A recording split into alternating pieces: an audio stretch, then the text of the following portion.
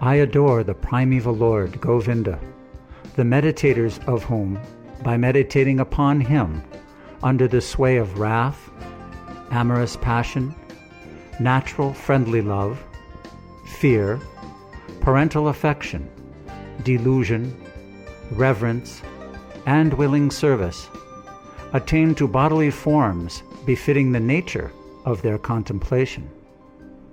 Srila Bhaktisiddhanta Saraswati's purport. Devotion is of two kinds. 1. The nature of deference to regulation. And 2. Constituted of natural feeling. Bhakti is roused by following with a tinge of faith the rule of the Shastras and instruction of the preceptors. Such bhakti is of the nature of loyalty to scriptural regulations. It continues to be operative as long as the corresponding natural feeling is not roused. If a person loves Krishna out of natural tendency, there is the principle of raga, which is no other than a strong desire to serve, which turns into bhava, or substantive feeling. When the substantive feeling is aroused, the devotee becomes an object of mercy of Krishna. It takes much time to attain this stage. Devotion which is of the nature of feeling is superior to that connected with scriptural regulation. Its various aspects are described in this shloka. Shantabhava, full of reverence to superior. Dasyabhav, full of service for carrying out the commands of the object of worship. Sakyabhav, or natural friendly love. Vatsalyabhav, or parental affection. And Madhuryabhav, or amorous love, are all included in the category of devotion of the nature of instinctive attachment.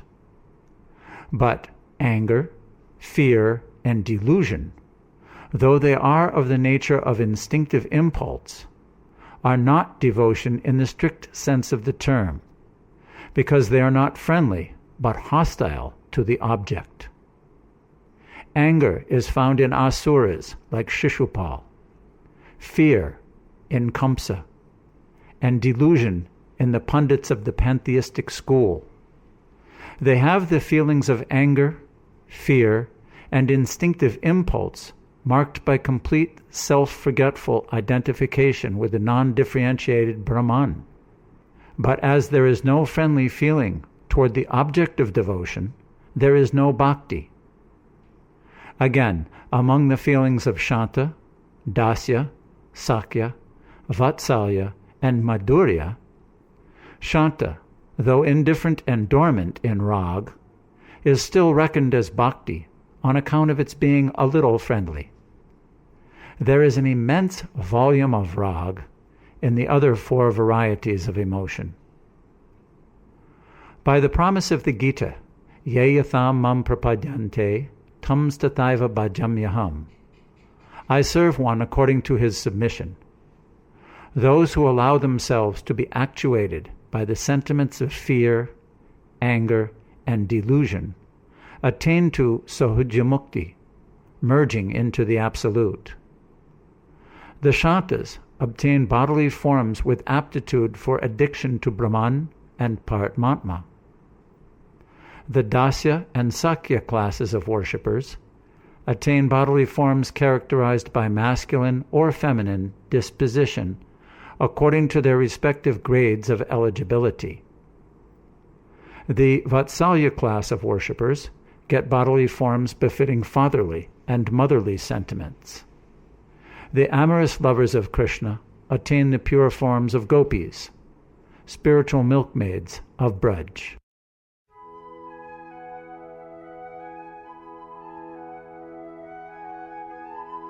I worship that transcendental seat known as Svetadvip, where, as loving consorts, the Lakshmis, in their unalloyed spiritual essence, practice the amorous service of the Supreme Lord Krishna as their only lover, where every tree is a transcendental purpose tree, where the soil is the purpose gem, all water is nectar, every word is a song. Every gait is a dance. The flute is the favorite attendant. Effulgence is full of transcendental bliss. The supreme spiritual entities are all enjoyable and tasty. Where numberless milk cows always emit transcendental oceans of milk. Where there is eternal existence of transcendental time, who is ever present and without past or future, and hence is not subject to the quality of passing away, even for the space of half a moment. That realm is known as Goloka, only to a very few self-realized souls in this world.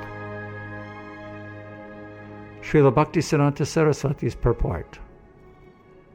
That region which jivas attain by the best performance of their ras bhajan, though purely transcendental, is by no means devoid of variegatedness. The non-differentiated region is attained by indulging in anger, fear, and delusion. The devotees attain Goloka, the transcendental region above Vaikuntha, according to the quality of ras of the respective services. In reality, that region is no other than Svetadvip, or the White Island, being exceedingly pure. Those who attain the highest ras in the shape of the realization of pure devotion in this world, viewing the reality of Svetadvip in Gokul, Vrindavan, and Navadvip within this mundane world, designate the same as Goloka. In that transcendental region of Goloka, there are always visible, in their supreme beauty, all the distinctive entities that are incorporated in the pure cognitive principle. The lover and his beloved ones, trees and creepers, mountains, rivers and forests, water, speech, movement, music of the flute, the sun and the moon, tasted and taste. In other words, the unthinkable wonders of the 64 aesthetic arts. Milk cows yielding nectarian flow of milk, and transcendental, ever-existing time. Descriptions that supply the clue to Goloka are found in various places in the Vedas and other Shastras, such as the Puranas, Tantras, etc. The sum and substance of it is this, that all variegatedness of this mundane world, and much more variety, over and above the mundane, are to be found in Goloka. The variety in the transcendental world is fully centralized, whereas in the mundane world it is not so, and hence productive of weal and woe. The centralized variety of Goloka is unalloyed and full of transcendental cognitive joy. There is a hidden meaning spoken by Brahma in this verse, when he says, Param api tad, asvadyam api cha. Even the supreme is the object of enjoyment. The word param api indicates that Sri Krishna is the only truth absolute in all transcendental blissful principles. And tad asvadyam api means his object of enjoyment.